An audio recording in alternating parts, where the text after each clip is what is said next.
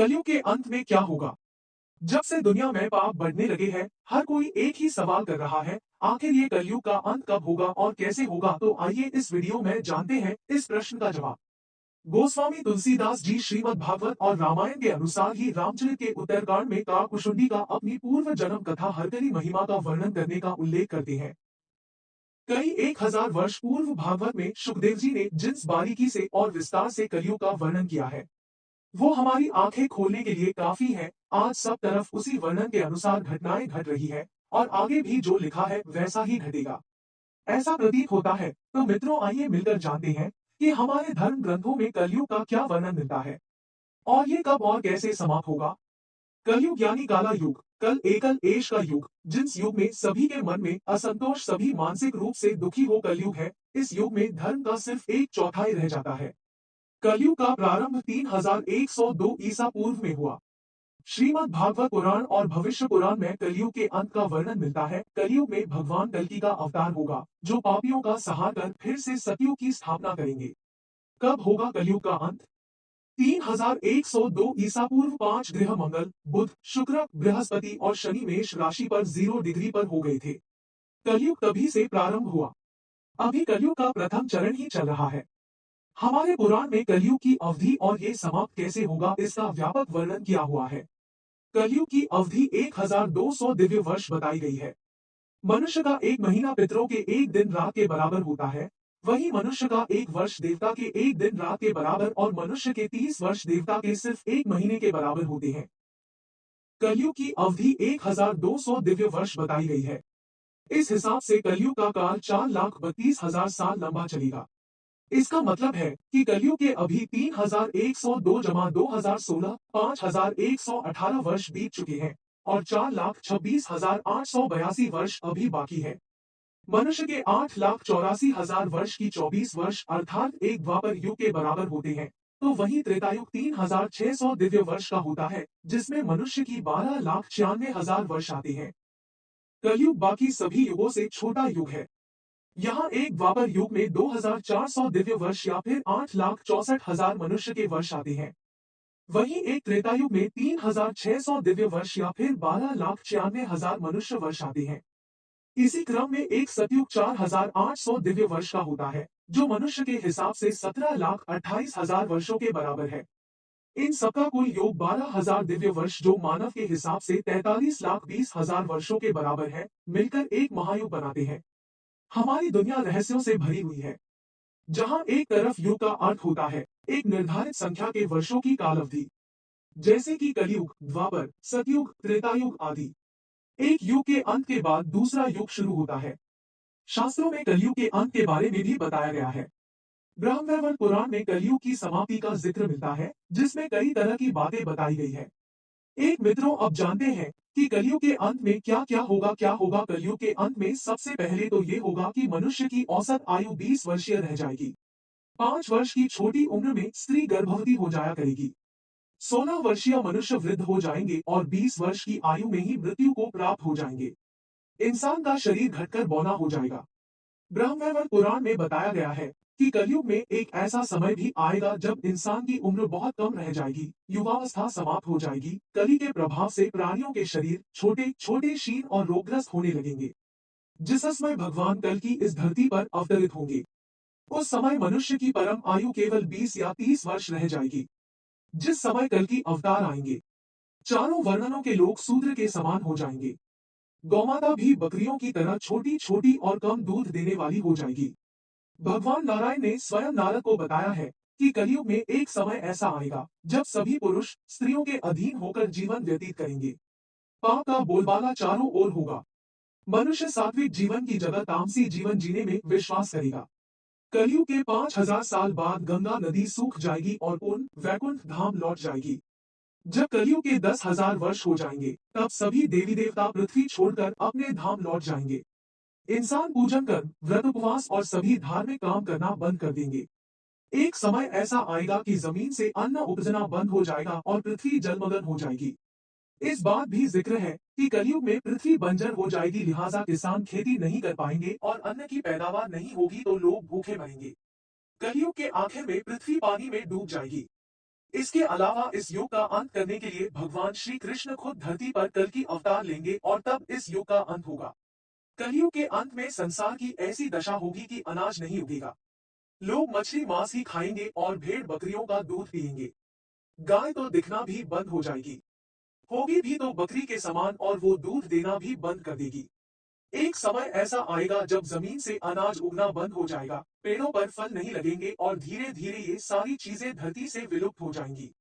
स्त्रियां कठोर स्वभाव की और कड़वा बोलने वाली होंगी, वह पति की आज्ञा नहीं मानेगी। जिसके पास धन होगा उसी के पास स्त्रियां रहेंगी। मनुष्य का व्यवहार गधों जैसा केवल गृहस्थी का भार उठाने वाला रह जाएगा। लोग विषय भोग में लिप्त रहेंगे, धर्म कर्म का लोप हो जाएगा। मनुष्य जब रहित नास्तिक वो चोर बन जाएगा, सब एक दूसरे को लूटने में लगे रहेंगे। कलयुग में समाज हिंसक हो जाएगा, भीड़ में लोग आएंगे और एक मनुष्य की जान ले लेंगे। जो लोग बलवान होंगे उनका ही राज चलेगा। मानवता नष्ट हो जाएगी, रिश्ते खत्म हो जाएंगे, एक भाई अपने ही भाई का शत्रु बन जाएगा। एक हाथ दूसरे हाथ को लूटेगा। पिता पुत्र का और पुत्र पिता का वध करने में भी संकोच नहीं करेंगे। अपनी प्रशंसा के लिए लोग बड़ी बड़ी बातें बनाएंगे, किंतु समाज में उनकी निंदा नहीं होगी। दो भागवत पुराण में लिखा है, जब सभी वेदों को छोड़कर मनुष्य संस्कार शून्य हो जाएंगे तब ऐसे लोग सत्ता पे काबिज होंगे। ये सबके सब परले सिरे के झूठे, अधार्मिक और स्वर्ग दान करने वाले होंगे। दूसरे की स्त्री और धन हथिया लेने में ये सदा उत्सुक रहेंगे। न तो इन्हें बढ़ते देर लगेगी और न घटे। इनकी शक्ति और आयु थोड़ी होगी। राजा के वेश में ये म्लेच्छ ही होंगे। छोटी बातों को लेकर ही ये क्रोध के मारे आगबूला हो जाएंगे। वे लूट खसोट कर अपनी प्रजा का खून चूसेंगे। जब ऐसा शासन होगा तो देश की प्रजा में भी वैसा ही स्वभाव, आचरण, भाषण की वृद्धि हो जाएगी। राजा लोग तो उनका शोषण करेंगे ही, आपस में वे भी एक दूसरे को उत्पीड़ित करेंगे और अंततः सबके सब नष्ट हो जाएंगे। विश्वोत्तर पुराण अनुसार ब्रह्मा जी ने कहा है, नारद, भयंकर कलयुग के आने पर मनुष्य का आचरण दुष्ट हो जाएगा और योगी भी दुष्ट चित्त वाले होंगे। संसार में परस्पर विरोध फैल जाएगा और विशेषकर राजाओं में चरित्रहीनता आ जाएगी। देश देश और गांव गांव में कष्ट बढ़ जाएंगे। संत जन दुखी होंगे। अपने धर्म को छोड़कर लोग दूसरे धर्म का आश्रय लेंगे। देवताओं का देवत्व भी नष्ट हो जाएगा और उनका आशीर्वाद भी नहीं रहेगा। मनुष्यों की बुद्धि धर्म से विपरीत चलती जाएगी। महर्षि व्यास जी के अनुसार कलयुग में मनुष्यों में वर्ण और आश्रम संबंधी प्रवृत्ति नहीं होगी। वेदों का पालन कोई नहीं करेगा। कलयुग में विवाह को धर्म नहीं माना जाएगा। शिष्य गुरु के अधीन नहीं रहेंगे। पुत्र भी अपने धर्म का पालन नहीं करेंगे। कोई किसी भी कुल में पैदा क्यों न हुआ हो, जो बलवान होगा वही कलयुग में सबका स्वामी होगा। सभी वर्णों के लोग कन्या बेचकर निर्वाह करेंगे। कलयुग में जो भी किसी का वचन होगा वही शास्त्र माना जाएगा। कलयुग में थोड़े से धन से मनुष्यों में बड़ा घमंड होगा। स्त्रियों को अपने केशों पर ही रूपवती होने का गर्व होगा। कलयुग में स्त्रियां धनहीन पति को त्याग देंगी। उस समय धनवान पुरुष ही स्त्रियों का स्वामी होगा। जो अधिक देगा उसे ही मनुष्य अपना स्वामी मानेंगे। उस समय लोग प्रभुता के ही कारण संबंध रखेंगे। द्रव्य राशि घर बनाने में ही समाप्त हो जाएगी। इससे दान पुण्य के काम नहीं होंगे और बुद्धि धन के संग्रह में ही लगी रहेगी। सारा धन उपभोग में ही समाप्त हो जाएगा। कलयुग की स्त्रियां अपनी इच्छा के अनुसार आचरण करेंगी। हाव भाव विलास में ही उनका मन लगा रहेगा। अन्याय से धन पैदा करने वाले पुरुषों में उनकी आसक्ति होगी। कलयुग में सब लोग सदा सबके लिए समानता का दावा करेंगे। कलयुग की प्रजा बाढ़ और सूखे के भय से व्याकुल रहेगी। सबके नेत्र आकाश की ओर लगे रहेंगे। वर्षा न होने से मनुष्य तपस्वी लोगों की तरह फल मूल पत्ते खाकर और कितने ही आत्मघात कर लेंगे। कलयुग में सदा अकाल ही पड़ता रहेगा। सब लोग हमेशा किसी न किसी कलेशों से घिरे रहेंगे। किसी किसी को थोड़ा सुख भी मिल जाएगा। सब लोग बिना स्नान करे ही भोजन करेंगे। देव पूजा, अतिथि सत्कार, श्राद्ध और तर्पण की क्रिया कोई नहीं करेगा। कलयुग की स्त्रियां लोभी, नाटी, अधिक खाने वाली और मंद भाग्य वाली होंगी। गुरुजनों और पति की आज्ञा का पालन नहीं करेंगी तथा पर्दे के भीतर भी नहीं रहेंगी। अपना ही पेट पालेंगी, क्रोध में भरी रहेंगी।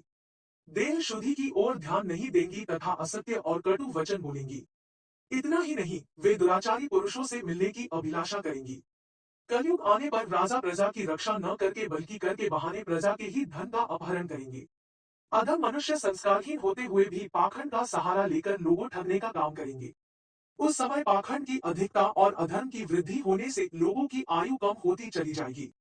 उस समय 5, 6 अथवा 7 वर्ष की स्त्री और 8, 9 या 10 वर्ष के पुरुषों से ही संतान होने लगेंगी। घोर कलयुग आने पर मनुष्य 20 वर्ष तक भी जीवित नहीं रहेंगे। उस समय लोग मंदबुद्धि, व्यर्थ के चिन्ह धारण करने वाले, बुरी सोच वाले होंगे।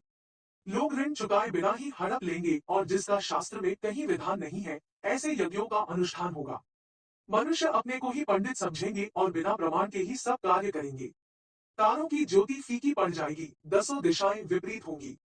पुत्र पिता को व बहुएं सास को काम करने भेजेंगी। कलयुग में समय के साथ साथ मनुष्य वर्तमान पर विश्वास करने वाले, शास्त्र ज्ञान से रहित, दंभी और अज्ञानी होंगे। जब जगत के लोग सर्वभक्षी हो जाएं, स्वयं ही आत्मरक्षा के लिए विवश हो तथा राजा उनकी रक्षा करने में असमर्थ हो जाएंगे, तब मनुष्यों में क्रोध लोभ की अधिकता हो जाएगी। श्रीमद् भागवत के द्वादश स्कंध में कलयुग के धर्म के अंतर्गत श्री सुखदेव जी परीक्षित जी से कहते हैं, जो जो घोर कलयुग आता जाएगा, त्यों त्यों उत्तरोत्तर धर्म, सत्य, पवित्रता, क्षमा, दया, आयु, बल और स्मरण शक्ति का लोप होता जाएगा। कलयुग के अंत के समय बड़े बड़े भयंकर युद्ध होंगे, भारी वर्षा, प्रचंड आंधी और जोरों की गर्मी पड़ेगी। लोग खेती काट लेंगे, कपड़े चुरा लेंगे, पानी पीने का सामान और पेटियां भी चुरा ले जाएंगे। चोर अपने ही जैसे चोरों की संपत्ति चुराने लगेंगे। हत्यारों की भी हत्या होने लगेगी। लोगों की आयु भी कम होती जाएगी। यह भी कहा जाता है कि कलयुग में एक समय ऐसा आएगा जब सभी पुरुष स्त्रियों के अधीन होकर जीवन व्यतीत करेंगे। पाप का बोलबाला चारों ओर होगा। मनुष्य सात्विक जीवन की जगह तामसी जीवन जीने में विश्वास करेगा। प्रिय दोस्तों, आज के वीडियो में बस इतना ही। हमारे द्वारा दी गई शास्त्रों अनुसार जानकारी आपको अच्छी लगी हो तो वीडियो को लाइक, शेयर एंड सब्सक्राइब और कमेंट बॉक्स में जय श्री राम अवश्य लिखें। धन्यवाद।